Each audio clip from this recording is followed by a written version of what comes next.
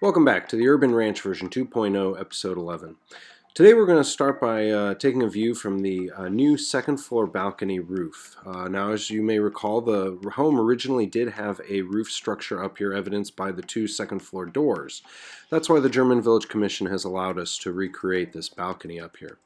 What we've done here, Wes with Everlasting Roofing and his team, they've started with a 3/4 inch plywood underlayment, and then they're taking basically it's kind of like a composite hard material, almost like a backer board, that they secure down on top of the plywood. Now on top of this will go a TPO, or a thermoplastic polyolefin single ply membrane. This has grown in popularity in recent years with commercial roofing installations.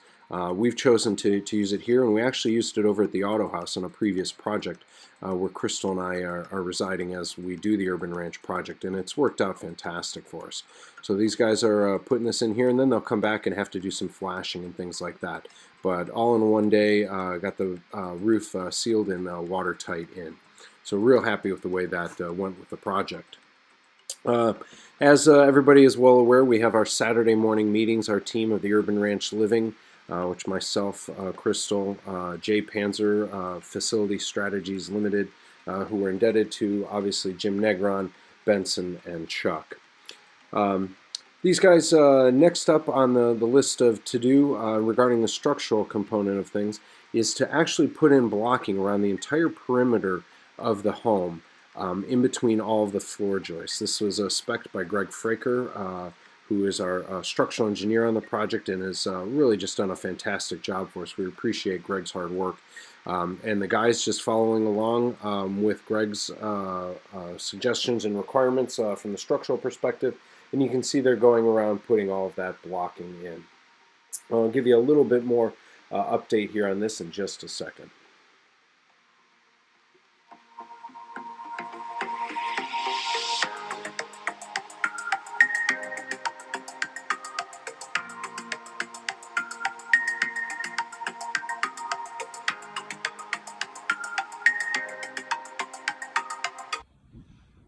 So I wanted to comment on some of the, again, some more of the work that, you never see in that finished product, but is really critical in doing a project correctly from a structural perspective. You can see a lot of these joists all around the building have now been reinforced with more blocking. And in addition to that, if we walk over in the ceiling here, you're going to see that there are two LVLs, and those run to here where they join two more. And you'd say, well, why did you add those in?